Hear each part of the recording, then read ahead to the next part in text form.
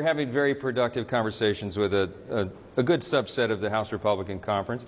Everybody has the same idea and mission and goal in mind, and that is we want to deliver the one big beautiful bill. And you all know what's entailed in that. We've talked about it many times.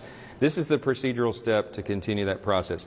The House and the Senate Republicans are working together as one team. There's a mutual commitment that we're going to find real savings in federal spending, because we have to do that. We have a stewardship obligation to take care of that responsibility, because we're on a trajectory that will quite literally bankrupt the country. So in the reconciliation process, we want to ensure and have commitments amongst ourselves that we're going to find a requisite number of savings while also protecting essential programs. We're not going to cut Medicare, Social Security, or Medicaid. Don't believe the lies about that. Anybody who's an eligible beneficiary will be protected in this process. But there are a lot of other savings in fraud, waste, and abuse and all these other areas that we are identifying and will continue to identify. So what the equilibrium point that we're trying to reach, the consensus tonight, is what is the amount of a minimal number of cuts and savings that we can find in the budget that will satisfy everyone to move forward with this nation-shaping piece of legislation. I think this is a very productive conversation. It's a very good one for us to be having. I'm encouraging the dialogue amongst our colleagues, as we have been working on this for almost a year, and we're right up here at the fine point. And everyone wants to make sure it is the best possible product that we can have, and that's where we are tonight. Mr. Speaker, what do you think is different about what would happen tomorrow morning of getting the votes, or you're going to do this alternative and maybe motion to go to Congress? Well, right now there's a couple of different ideas on how we might change the numbers or how we might amend what the Senate sent over, maybe go to conference. There's a few different ideas on the table. I'm not going to forecast where this all comes out, but I just want to tell you there's a very good, healthy spirit of cooperation and discussion. Everyone is trying to get to the right point that will satisfy every member of this conference. And I encourage that. I'm encouraged by it, and I'm very optimistic that we are going to get this job done. And for all those in the media who doubt us, you continue to doubt us, and we continue to deliver, and we will again. So I'm very optimistic about it. No doubt here.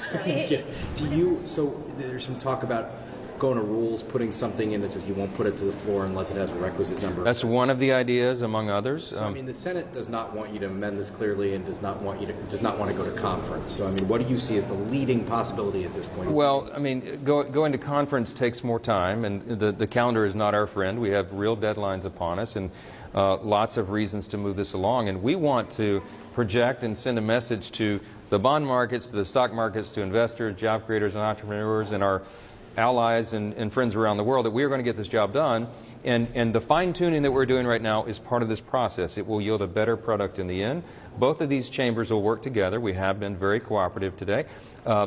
Just most recently in the last several hours, you know, Leader Thune and some of his committee chairs met with some of our members and had a thoughtful dialogue. This is all part of it. So everything is moving along just fine. We have a little bit of room here to work, and we're going to use that. That's right. Can you commit that you guys are going to have a vote on this budget before you go on recess? Well, that's certainly my intention, because I think it's really important for us to do that before we leave, that we have a resolution to this, or a plan to get to that resolution before everybody leaves for the district work period. And you know, Passover is Saturday. I don't have any intention to have us here working this weekend, but if we have to come back next week, then we'll do that. We are going to get the job done. Are the senators, or the Senate leadership on the Republican side, are they receptive to these ideas? They fully understand. I mean, Leader Thune and I talked multiple times today, talked to some of the key leaders over there who are most attuned to this process and have been leading it thus far. They know exactly what we're doing and why and what the conversations are, and they've been very helpful in that regard. So I'm very encouraged. This is not an us versus them prospect. There's no animosity between the chambers, and there's no animosity between anybody in this room. This is a productive part of the legislative process. We work in the greatest deliberative body in the world, and this is how it happens, especially in a time when you have a small majority, small margin. Is the president receptive to this? Mr. Speaker, I know you said that you spoke to the president. I did. But did the president speak to the other folks in the room? No, there was just too many voices, too many people in the room, so I stepped out and talked with the president. What was his message? It's very positive, very encouraging. I gave him an update of where we are. He's obviously very closely monitoring all of this. There's a lot at stake here. He was on his way to another event, and I was trying to get back in the room to finish it. But we had a good discussion, very positive. He said, let's just get the job done. I said, yes, sir, we will. So that's where we left.